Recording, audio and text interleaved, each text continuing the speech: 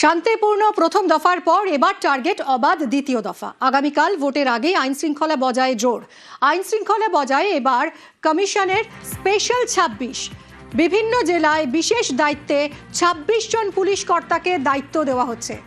কাদের দায়িত্ব দেওয়া হচ্ছে, কি দায়িত্ব দেওয়া হচ্ছে, কোথায় কোথায় এদের দায়িত্ব দেওয়া হচ্ছে, সবকিছু জানাবে প্রীতি। আমার সহকর্মী রয়েছেন সঙ্গে। প্রীতি, একটু ডিটেলে জানাও।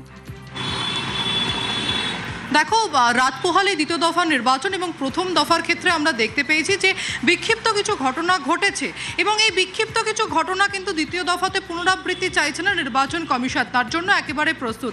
এবং বিভিন্ন ক্ষেত্রে তারা যখন দাওয়াই দিচ্ছে, তার মধ্যে অন্যতম কিন্তু যে এই যে ৬ জেলার ক্ষেত্রে প্রায় ২৬ জন অফিসার তাদেরকে নতুন করে নিয়োগ করা হলো দ্বিতীয় দফার বিভিন্ন জেলায় যেখানে ভোট রয়েছে।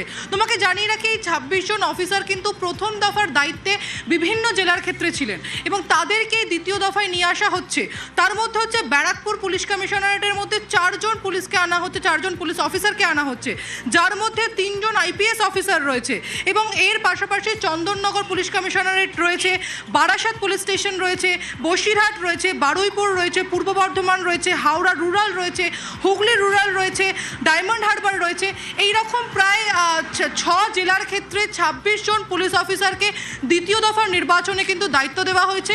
আজ সকাল 10টার মধ্যে এই ২৬ জন পুলিশ অফিসার যারা প্রথম দফার দায়িত্বে ছিলেন তারা দ্বিতীয় দফার দায়িত্ব নিলেন। ধন্যবাদ প্রীতি।